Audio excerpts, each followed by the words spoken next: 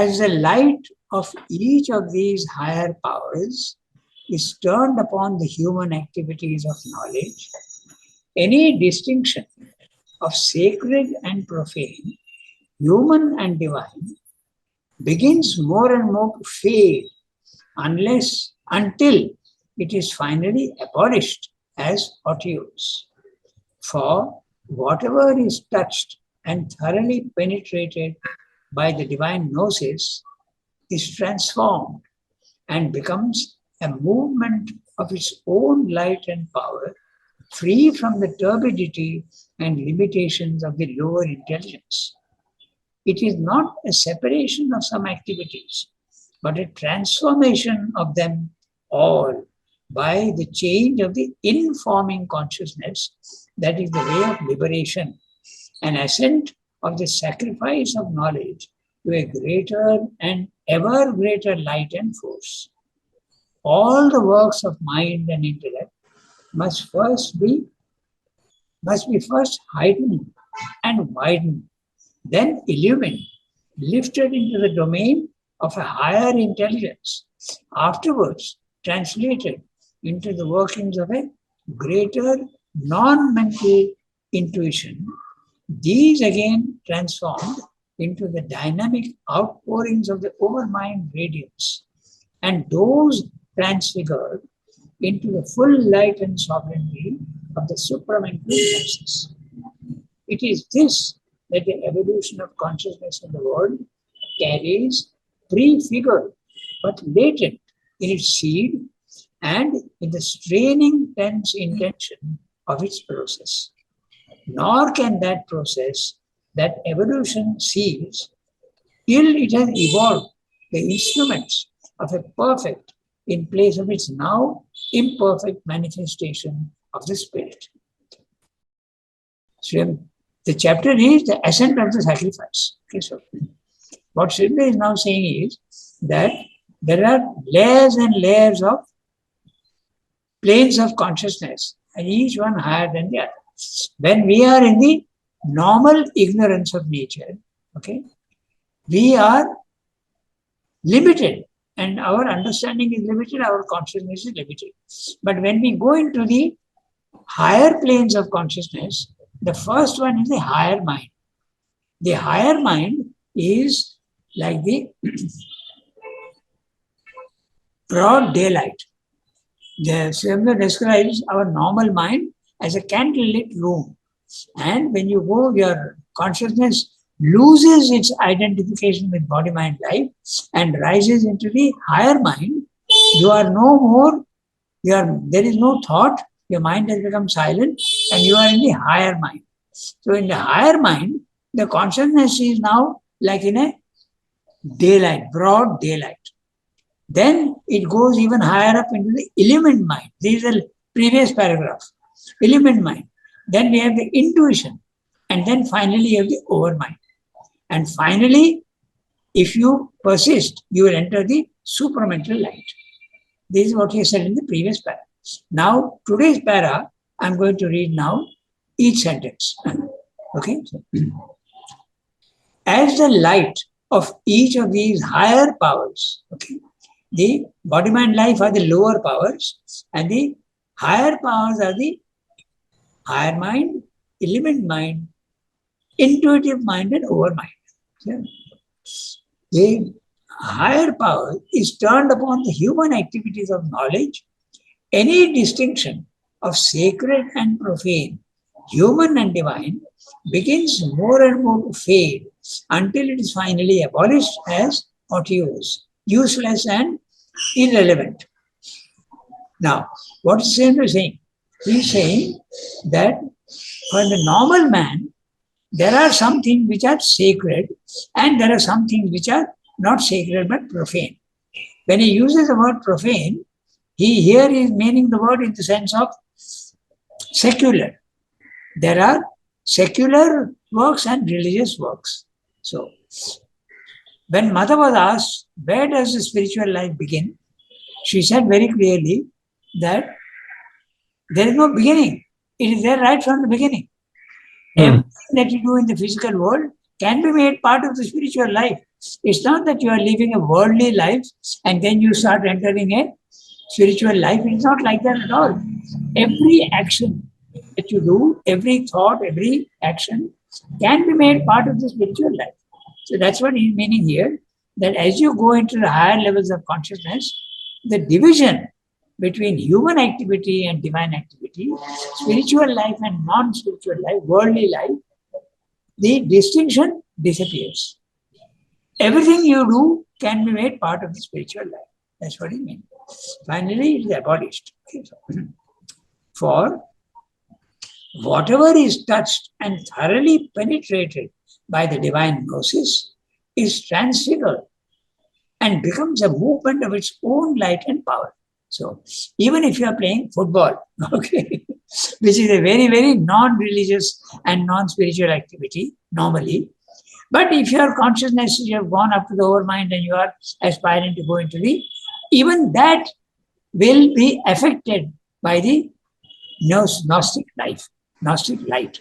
What he means is your attitude will change completely. You are not playing against somebody, but you are playing with somebody, and you will not have any enmity or any false, any depression if you are not feeling well, nor will you have any feeling of enmity towards your opponents. Your attitude will change entirely, even in such a small thing as playing football, as I said. Okay. Everything can be turned into a spiritual life. So, is the word divine gnosis yeah, synonymous with the supramental? Yes, that's right. So Remdo uses the word divine gnosis is supramental, but he does not like the word supramental because it can be misinterpreted. It can be interpreted in this sense that it is the highest, but the supermind is not the highest. It's a link word between the higher and the lower. Okay, number one. Number two, it can also be interpreted as just above the mind. It is not above the mind. It is not level 2 of the spiritual planes. It is higher than that. So it is level 3. But level 3, there is even a level 4 which is even higher, and that goes into the Satchidananda. So the supramental is a go-between. It's a one that links the higher and the lower. It links Satchidananda to the physical world. Or you can also say it links spirit and matter. So when you are doing the spiritual life, every activity here can be turned into a spiritual attitude. It can be part of the spiritual life. Note interestingly how Arjuna thinks that killing his own family members cannot be a spiritual act. But now Sri Krishna is telling him that even that can be made into a spiritual act. You have to obey the divine will. So raise your consciousness from the normal level 1 of ignorance to level 2 of the spiritual planes of consciousness, and there your view will change entirely. It will not be any more profane and sacred. It will all be sacred. That's what King said. Okay? So I read the next sentence. It is not a separation of some activities, but a transformation of them, all by the change of the informing consciousness. That is the way of liberation, an ascent of the sacrifice of knowledge to a greater and ever greater light and force. He is discussing here, we are in the section which is Jnana Yoga, the path of knowledge. So he's saying that whatever knowledge, you may be studying mathematics, okay? You may be studying psychology, you may be studying history, but even that can be made part of life, of spiritual life. That's what he's saying. Okay. So, all the works of mind and intellect must first be heightened and widened, then illumined, lifted into the domain of a higher intelligence, afterwards translated into the workings of a greater non-mental intuition. These again transformed into the dynamic outpourings of the overmind radiance, and those transfigured into the full light and sovereignty of the supramental gnosis. So you go step by step. First of all, as you said, you are studying history. You are studying with the motive of becoming a professor. So this is the ordinary life. But you can make your study of history to know how evolution is progressing, what are the facts, how the divine is influencing history, then it becomes a part of a spiritual life. Okay? Could I ask you what to enlighten us a little bit about the way Sri Aurobindo uses the word informing? Yeah, that's right.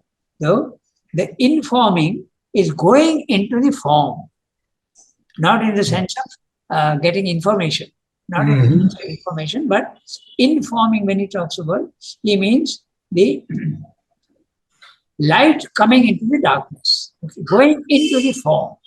Okay. He uses the word in that sense. Okay, so, informing consciousness. So first you make your activity, change the motive and make it for the divine. It's an ascent of sacrifice. Then it becomes a spiritual activity. It's not anywhere a mundane activity. Then you have to raise it, you have to widen it and heighten it. Okay. So widening and heightening means your motives have to become, first of all, you do it for the divine and not for your practical life. Then you have to also try and understand the thing in a greater way. So heightening and widening. Normally, people think of only heightening, but Srendra is saying also widening. Okay, which means it becomes more and more comprehensive of all things in the physical world. Then illumine. The illumination comes in the spiritual planes of consciousness, and then from the higher mind, you go into the illumined mind, and then it can go into the intuition. Now, Srindra is making two distinctions. He's saying non-mental intuition. So, when we are in the normal human consciousness, the intuition can still enter into your mind. That's a mental intuition. But when your non-mental intuition means your mind is going not static where it is, but it is rising into the intuitive plane of consciousness. That's a non-mental intuition. It's not intuition coming down into your normal mind, but your normal mind climbing up to the intuitive level. Okay, that's what he's meaning. Non-mental intuition. Again, these again transform into the dynamic outpourings of the overmind radiance. The overmind light is an outpouring and it's dynamic. The light can actually change you entirely. So dynamic outpourings of the overmind radiance. He's using the word radiance and not light. Okay. And then from there, and those, okay, in SABCL it is these, but in our normal edition it is those, transfigured into the full light and sovereignty of the supramental gnosis. So slowly you have to raise it and it goes into the supramental gnosis. It's very rare and very difficult, but he's saying that's what has to be done. Okay. Could I ask you a little bit about this mental intuition? Yeah. Because is this what the geniuses get? But they get it from, where do they get it from? Okay. If it's simply mental intuition. Okay. So we have to go back to the concept of the different planes of consciousness. If you start from the highest level, supermind is the highest. Then below that is the overmind level. Then below that is the intuitive level. Then there is the illumined mind, and then there is the higher mind. So there is a gradation. So, but all these powers from above are always constantly flowing downwards. They are constantly flowing downwards. It's not that it is a one-time thing. It's going on, constantly coming. So the more you open to these higher planes, they enter into your brain and your consciousness. So when he speaks about mental intuition, it is the intuition which is coming down into your mind and illumining it. So an example could be Einstein's theory of relativity. Okay? Yes. He is not a spiritual man. So he is not in the higher planes of consciousness. But the intuition has come down into his mind and he has grasped the principle and he understood the theory of relativity. Or you can also use the other Okay, even I would say even Newton's law of gravitation. Okay, he saw an apple fall. He's not a spiritual man. He's just normal man, and suddenly he gets the intuition that there is a gravitational force which is pulling. Nobody got the idea before that, at least in Europe. Okay, so that is also in a mental intuition. Intuition from the higher levels coming down into your mind and giving you a hint of what you have to do. Okay. Thank you. That's Very it. good. Yeah. But non-mental intuition is intuition at its own level without coming down. That's what it means. Okay. So he has described the consciousness going up from the lower to the higher. And as it keeps going higher and higher, everything can become part of the spiritual life.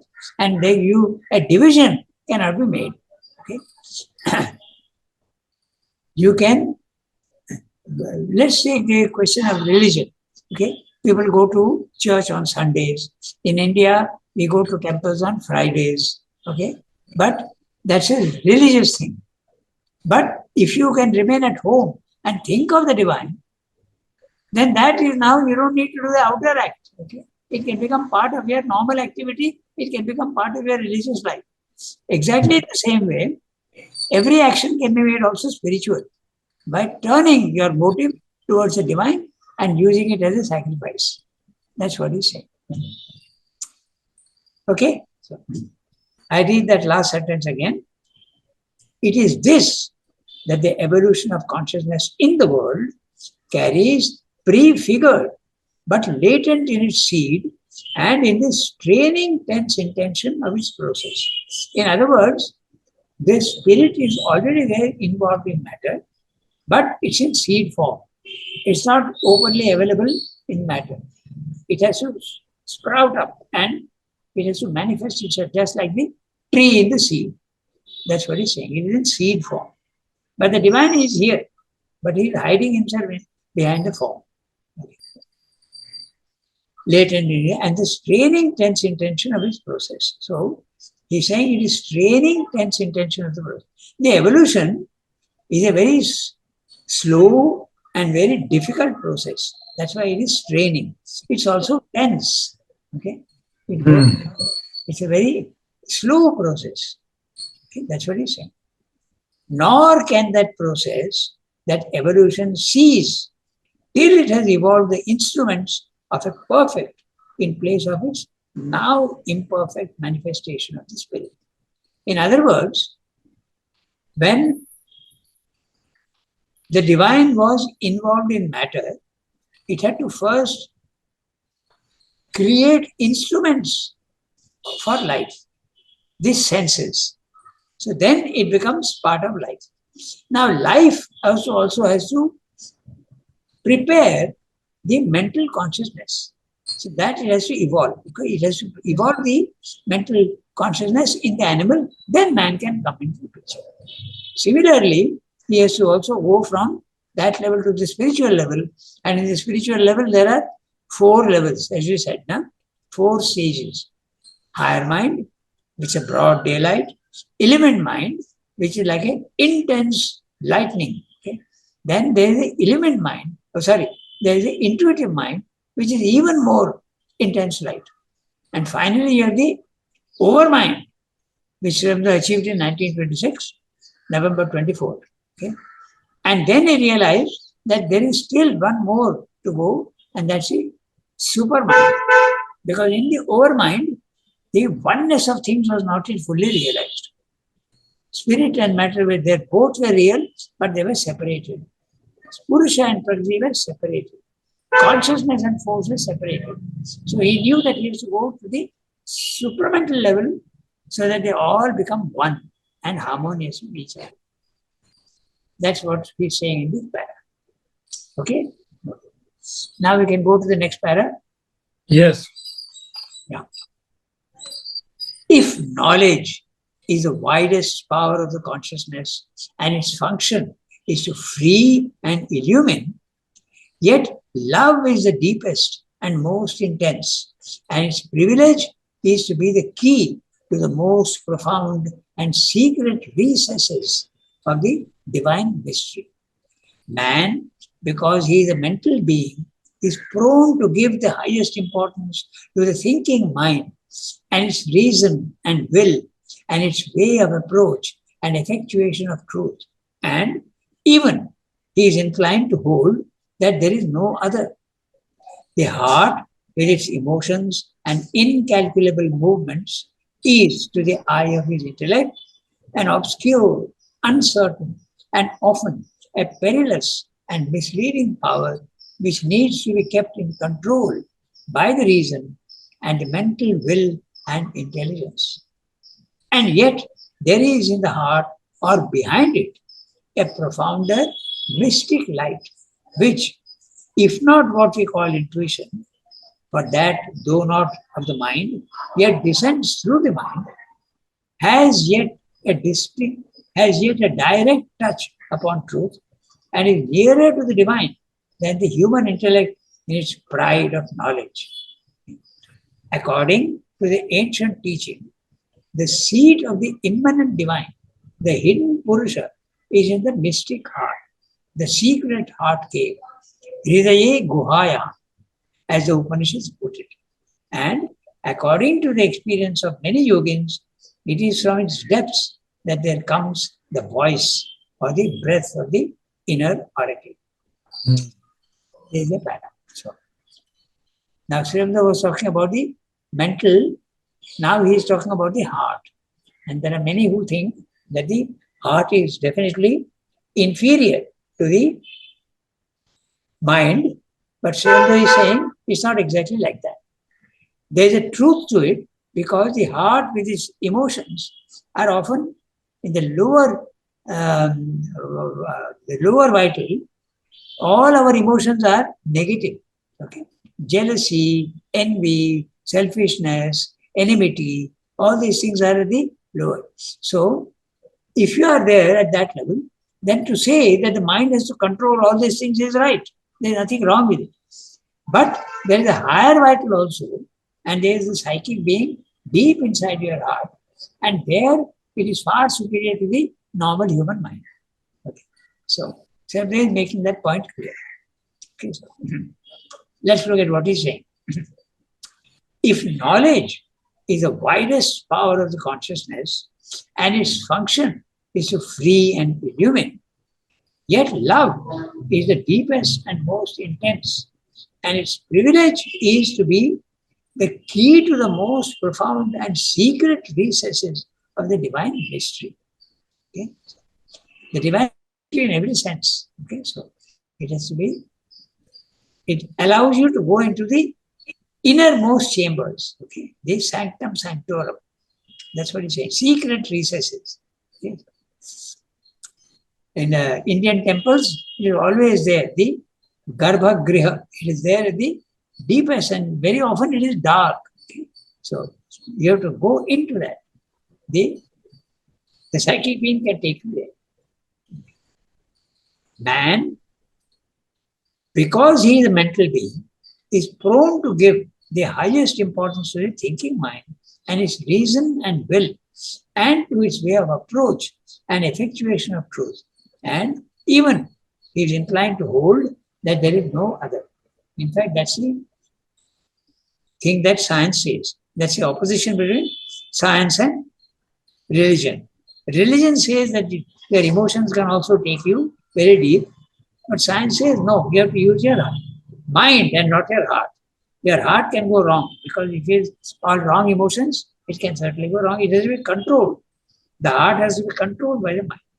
But there is the heart, the emotional part, has got many aspects to it. There is a lower aspect, there is a higher aspect, there is a higher vital and a lower vital, and there is also a deeper vital. And the deeper vital is not vital anymore, it becomes the psychic being. But it is the heart center, okay? The solar plexus. So it is there deep inside. So that is far superior to the normal human mind. The heart, with its emotions and incalculable movements, is to the eye of the intellect an obscure, uncertain, and often perilous and misleading power which needs to be kept in control by the reason and the mental will and intelligence. Okay. There is definitely a point of truth in that, because just imagine what's happening. Okay, in the Islamic terrorism, you are actually taught to kill those who don't believe in Allah. Now, that is certainly a dangerous thing, and it is certainly a falsehood, because all men are created equal, as the American Constitution says. All men are created equal. So there's nobody who needs to be killed because he doesn't believe in something. But that's your attachment to Allah says that those who don't believe in Him has to be killed. So obviously that has to be controlled. That's exactly what Swami is saying. Not Swami, though. They're normal people who want to say that go by the mind and not by the heart. So, there's a truth in it. But that truth applies only to the lower vital, not the higher vital.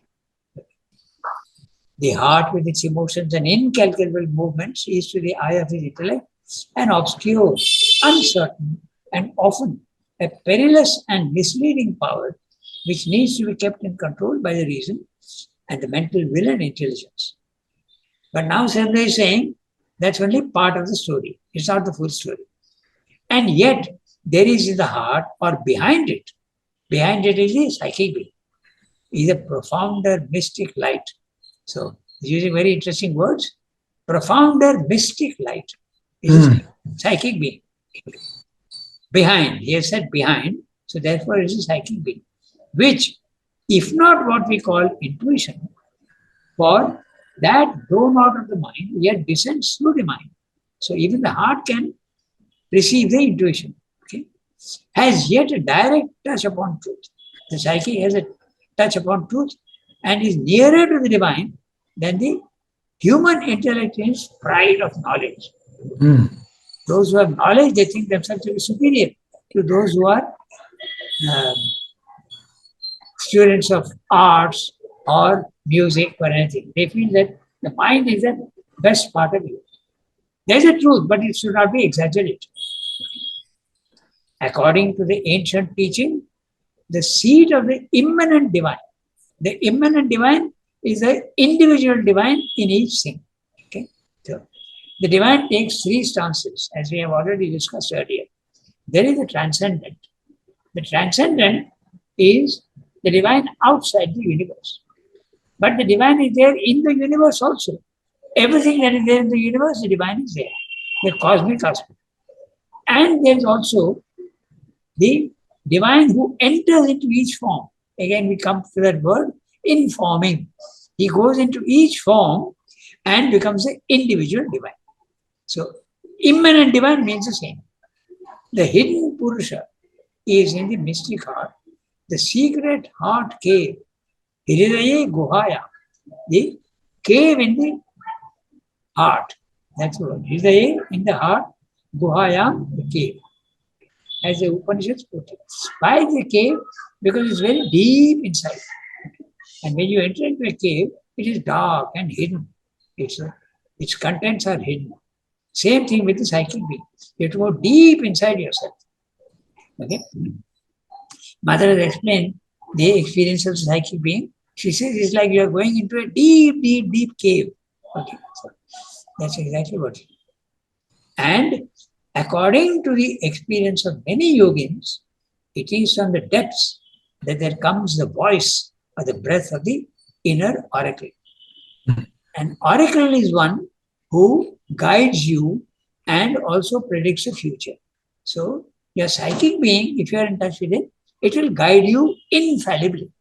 You can never go wrong if you are in touch with the psychic being. But the mind can certainly go wrong. Okay? It can have wrong thoughts. It can clarify many things, but it can go wrong in many ways. But the psychic being will never go wrong. It's the inner oracle. Okay, so we can go to the next paragraph. Yes. Okay, so I'm reading the paragraph first, then we come back to it for explanation.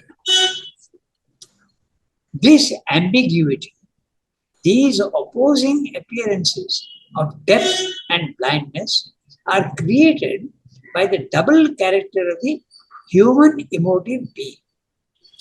For there is in front in man a heart of vital emotion, similar to the animals, if more variously developed.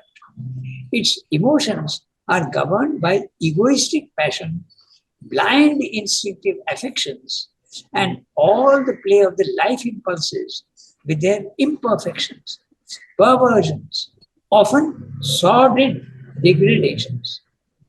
A heart besieged and given over to the lusts, desires, wraths, intense or fierce demands, or little greeds and mean pettinesses of an obscure and fallen life force, and debased by its slavery to any and every impulse.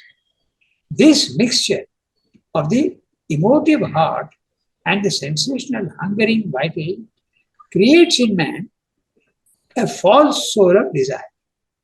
It is this that is a crude and dangerous element which the reason rightly distrusts and feels a need to control, even though the actual control or rather coercion it succeeds in establishing over our raw and insistent vital nature remains always very uncertain and deceptive. But the true soul of man is not there. It is in the true invisible heart, hidden in some luminous cave of the nature. There, under some infiltration of the divine light, is our soul, a silent inmost being of which few are even aware. For if all have a soul, few are conscious of their true soul or fear its direct impulse. There dwells the little spark of the divine which supports the obscure mass of our nature, and around it grows the psychic being, the formed soul, or the real man within us. It is as the psychic being in him grows and the movements of the heart reflect its divinations and impulsions that man becomes more and more aware of his soul, ceases to be a superior animal, and awaking, awakening to glimpses of the Godhead within him, admits more and more its intimations of a deeper life and consciousness and an impulse towards things divine. It is one of the decisive moments of the interior yoga when this psychic being, liberated, brought out from the veil to the front, can pour the full flood of its divinations, seeings, and impulsions on the mind, life, and body of man, and begins to prepare the upbuilding of divinity in the earthly nature. Quite a big para, but we have time and we Yes, will look yes, we can go through. we'll go through. There are many words which need to be clarified. Okay. So this ambiguity, what is ambiguity speaking about? The quarrel between the mind and the vital, the heart. Okay. These opposing appearances of depth and blindness are created by the double character of the human emotive being. He is now going to describe to you the vital being, how many parts there are. For there is in front in man a heart of vital emotion, similar to the animals. Okay? The animal nature is always selfish and wanting things for itself. Okay? So that is exactly what happened to the heart of vital emotion, which is surface vital. He is describing also the various parts. If more variously developed, okay, our human vital is more developed than the animals, but nature is essentially the same. Essentially, there is no difference. Okay. Its emotions are governed by egoistic passion. So, first of all, the ego is governing it, and egoism is separation. Okay, it makes you feel separate from everybody, and also there is a passion. Passion is not a calm thinking; it is the opposite. Okay? Blind instinctive affections. Very blindly we are affected by things, then we have those whom we love, we are absolutely blind to them. Okay, those who don't like, we are again blind to their qualities. Okay, so blind instinctive affections and all the play of the life impulses. What are the life impulses? All that come from the need of life, food, okay, possession, okay. Then there is also life has got three things which are mainly to be noted. One is reproduction, which is sex. Then there is sleep, and there is also food for maintaining itself. So these are the life impulses, mainly three. Okay, food, sleep, and sex, with their imperfections, perversions, even sordid degradations. Now, sordid, the word sordid, okay, very strong word, morally degraded, unpleasant, and offensive. For the others, it becomes offensive. Degradations. You can carry selfishness to a very high level, then it becomes sordid. Okay, so things also, your love also can become sordid if it is based on lust and not love. A heart besieged and given over to the lusts, desires, wraths, intense or fierce demands, or little greeds and mean pettinesses of an obscure and fallen life force, and debased by slavery to any and every impulse. In Savitri, he describes this thing very clearly, the little life and the greater life. The little life is the lower vital, where all these things are there. Greeds, pettinesses, lusts, desires, wraths, intents, and fierce demands. Okay, all these are the lower vital, which Samuel calls the little life. And the greater life is that which is the higher part of you, emotional part of you, love, then sense of generosity, the helping others, the wide-mindedness, tolerating others, okay, helping others, your patriotism, okay. These are all the higher vital. Okay. They are usually quite positive. They are not spiritual yet, but they are very positive. So this is what is described. There are two parts here. This mixture of the emotive heart and the sensational hungering vital creates in man a false soul of desire. Okay. So he is calling it a soul. Why? Because false soul of desire is the outer nature. He is calling it a soul because in the earlier days, that's what the emotional part was supposed to be the soul. It's not true, but that's why he calls it a false soul of desire. Okay, a desire soul.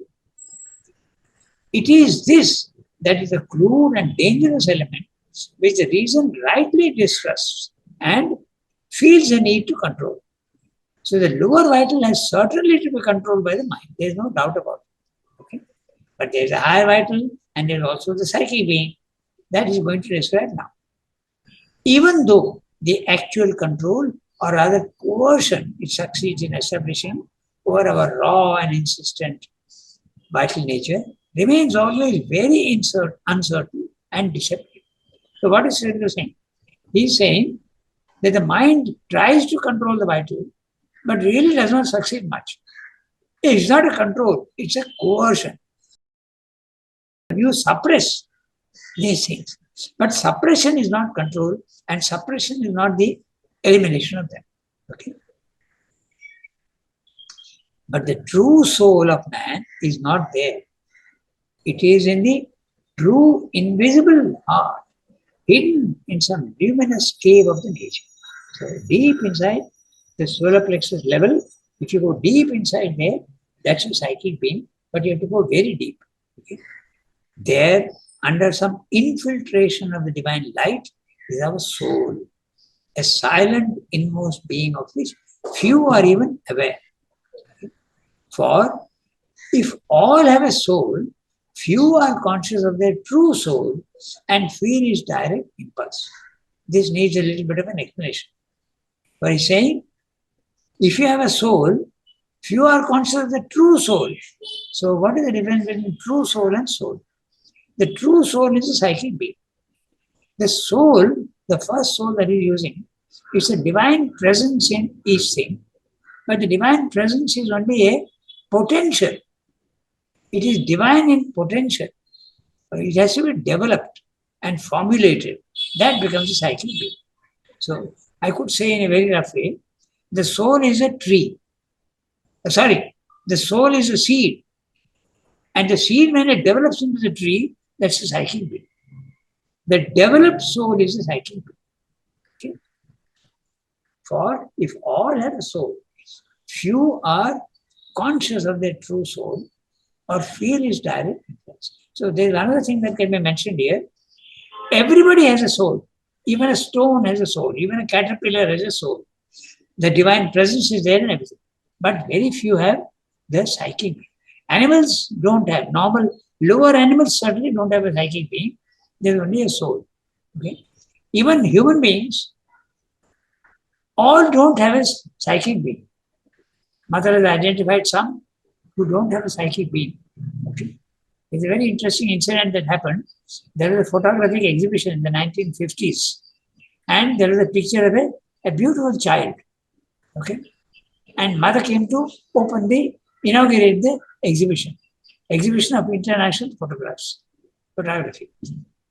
So when she saw this picture of this child, she said, "Why have you selected this picture?"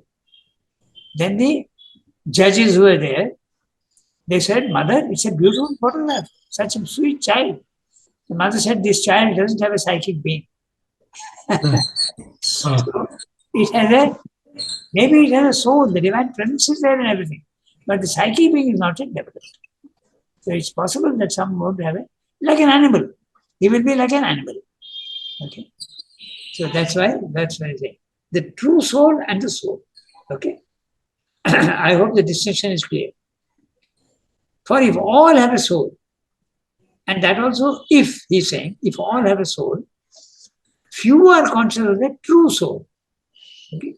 The first soul is the divine presence, which is not yet developed. It's only potential. And the true soul is a psychic being, or feel is direct impulse. There dwells a little spark of the divine. This is the description given in the Upanishads. The Angushta Matra Purusha, the thumb-sized spark of light. Angushta Matra Purusha. There, under the infiltration of the divine light, you have a soul, a silent, inmost being of which few are even aware. Oh, no, sorry, I read that. There dwells a little spark of the divine, which supports the obscure mass of our nature, and around it grows the psychic being, the formed soul, and the real man within us. So the formed soul, the unformed soul is the divine presence, and the formed soul is the psychic being. And so they're saying, if you have a psychic being, then you are really a man. Okay. It is as the psychic being in him grows and the movements of the heart reflect his divinations and impulsions, that man becomes more and more aware of his soul, ceases to be a superior animal, and awakening to glimpses of the Godhead within him, admits more and more its intimations of a deeper life and a consciousness and an impulse towards things divine. If a psychic being comes forward, then your spiritual life really begins in earnest. Okay? It is one of the decisive moments of the interior yoga when the psychic being, liberated, brought out from the veil to the front, can pour the full flood of its divinations. Now, the word divination needs a little bit of a comment. We'll see that. Divinations, seeings and impulsions on the mind, life and body of man, and begins to prepare the upbuilding of divinity in the earthly nature. The word divination, don't confuse it with divinizing, okay? Making divine, it's not. Divination here is a vague guesswork, okay? So you get the first inclination of something that is nobler. That's a divination. That brings us to our 10:30, and we'll stop here today. Thank you. Okay. See you tomorrow for Savitri. Okay.